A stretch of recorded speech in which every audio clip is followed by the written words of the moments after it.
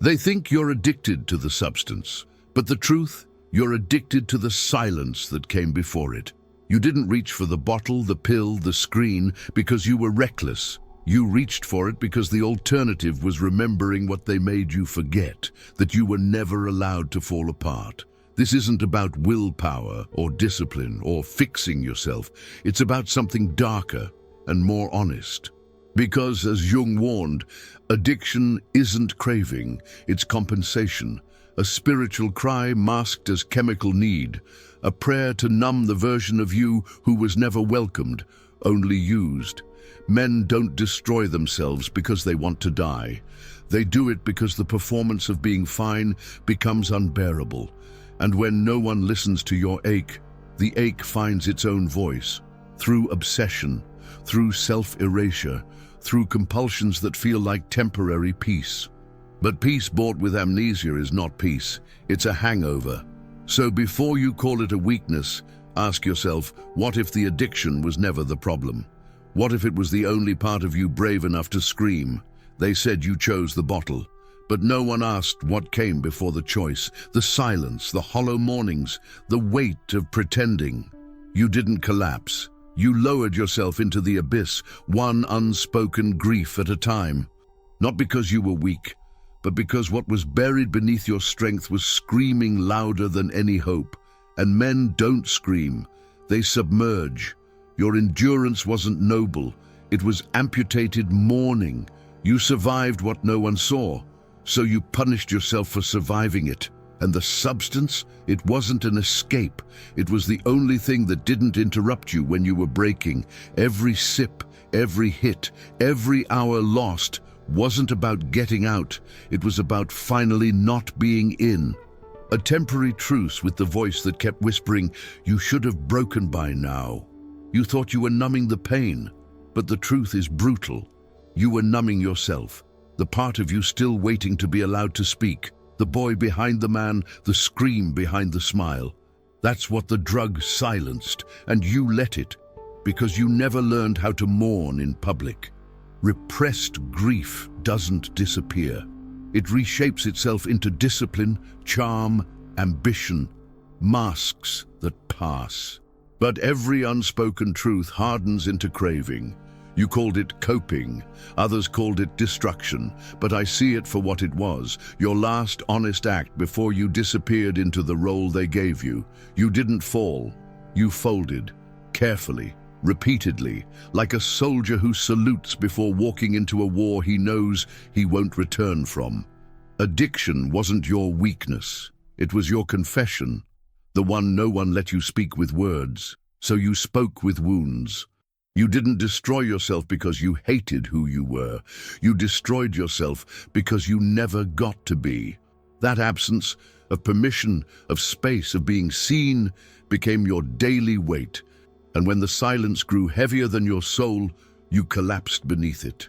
They saw the addiction. They never saw the exile. Here's what no one teaches men. Silence doesn't heal. It calcifies. And what you refuse to express will express itself through you. Not in poetry, not in therapy, but in collapse. You didn't choose this, you endured into it. And if you're reading this, maybe you've finally stopped enduring. You didn't want to numb the pain, you wanted to numb being the one in pain.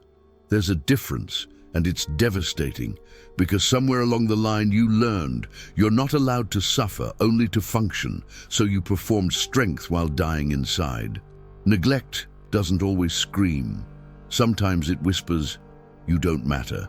And the child who hears that becomes the man who apologizes for needing anything.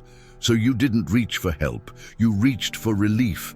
And every bottle, every scroll, every pill was a vote against your own existence, not because you wanted to die, but because you were tired of pretending to be alive. You called it survival. I call it disappearance. Slow, subtle, socially accepted disappearance. You smiled at work, you texted back, you laughed at the right time. But inside, you were fading, and no one noticed, because you did such a good job making your agony look normal. You weren't addicted to the substance. You were addicted to disappearing in plain sight. to that soft moment when the weight lifts, and you don't have to be the man they expect. The craving wasn't for escape, it was for permission to matter, but you didn't know how to ask. You weren't numbing the emotion, you were numbing the story. The invisible autobiography that starts with, "I was a burden," and ends with, "Maybe if I disappear quietly, no one will leave me again." That's what coping became, a ritual of vanishing. And the world applauded your composure, not knowing it was your camouflage. This wasn't about willpower, it was about worth. And when a man has been taught that his worth is conditional, he becomes a hostage to survival. You adapted because breaking was forbidden. You erased yourself because being real never felt safe. Coping isn't healing, it's emotional taxidermy. You look alive, you function, you perform. But something sacred inside you stopped breathing years ago. And the longer you wear the mask, the harder it gets to remember there's a face underneath. That's what survival without truth costs, your memory of yourself. But here's the thing about men who survive this long. They're not fragile, they're dangerous. Because once they stop surviving and start remembering, the world no longer owns them, and neither do the addictions that replaced their identity. You weren't starving for pleasure. You were starving for recognition. Not applause, not praise.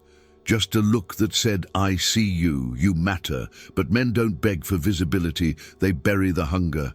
And that hunger becomes habit, not because it feeds them, but because it distracts them from the ache. You were trained to bleed internally. And then you were told to call the stain resilience.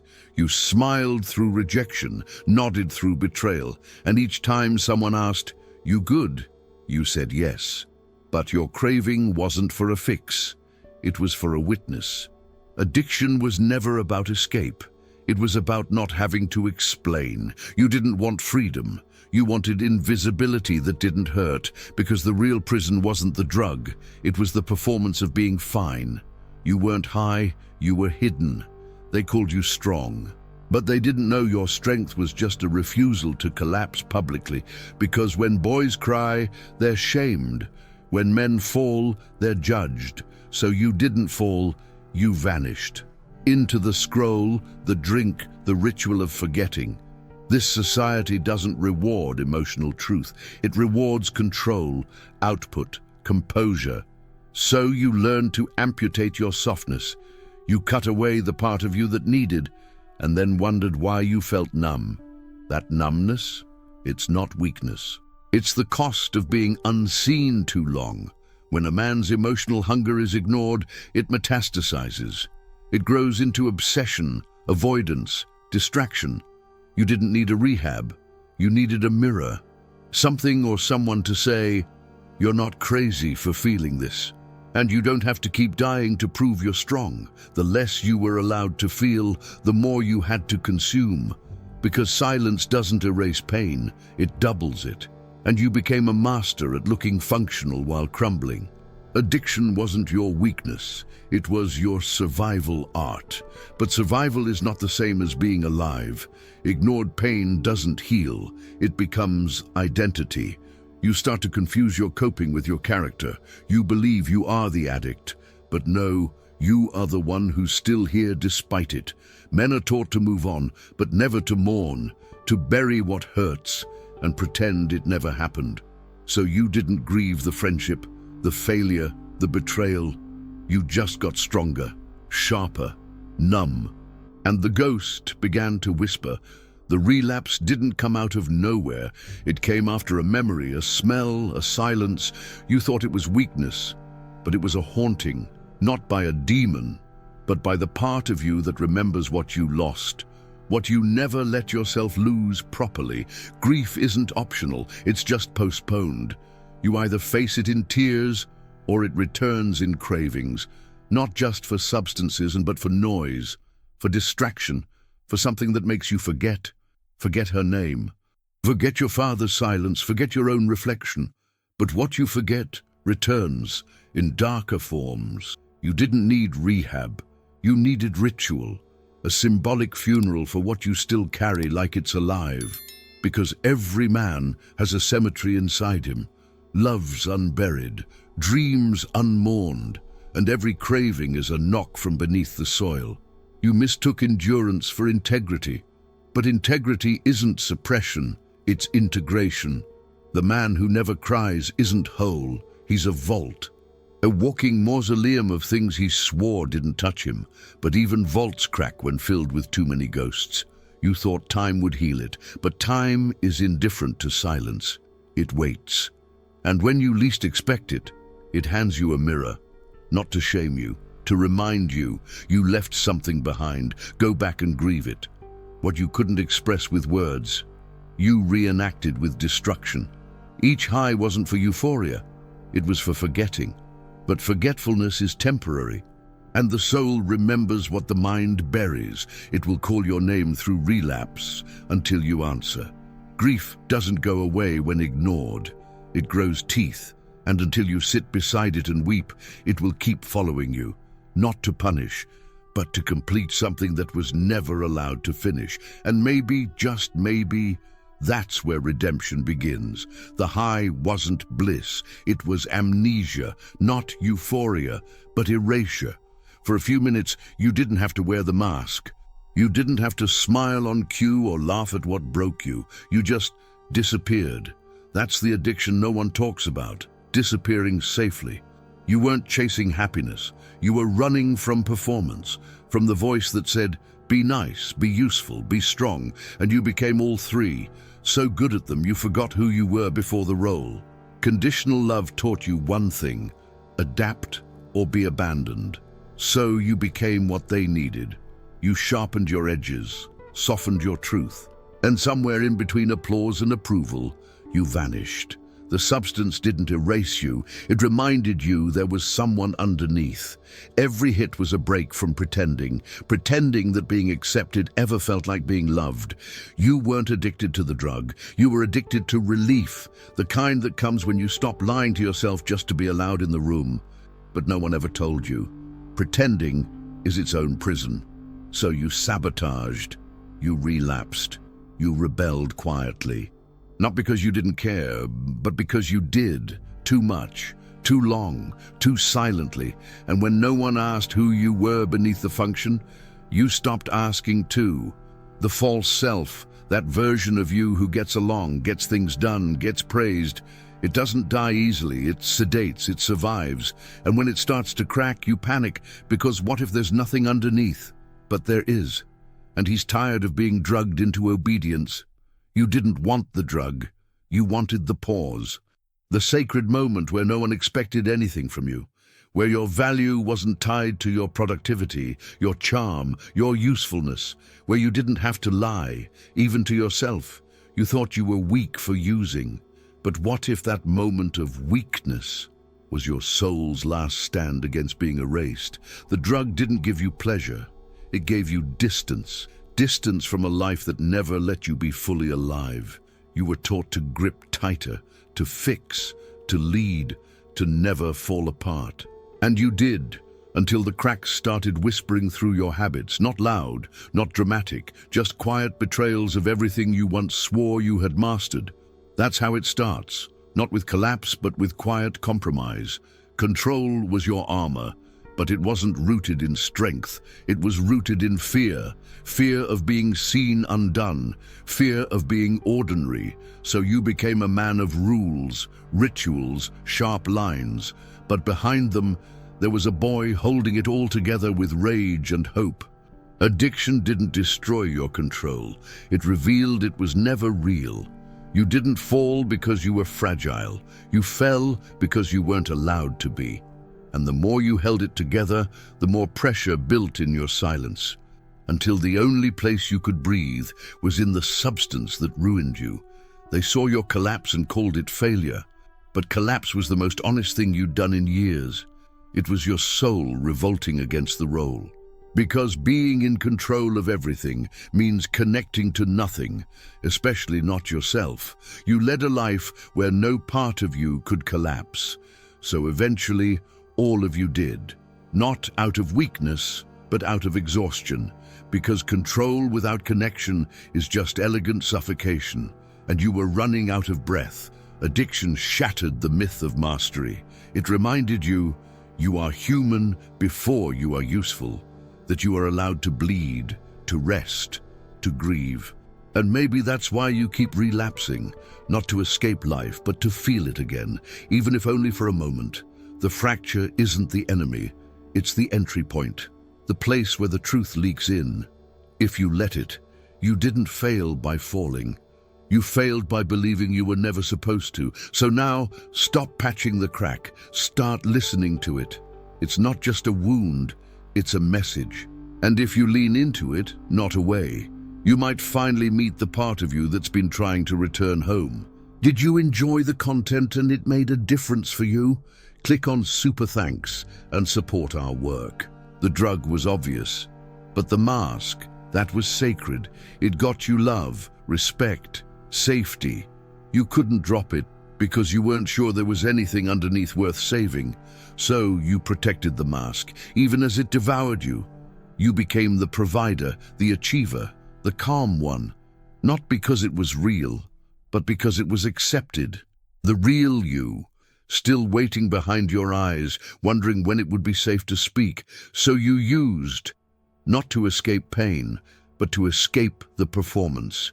Because pretending to be whole is lonelier than falling apart. The mask got you what the soul never could, approval.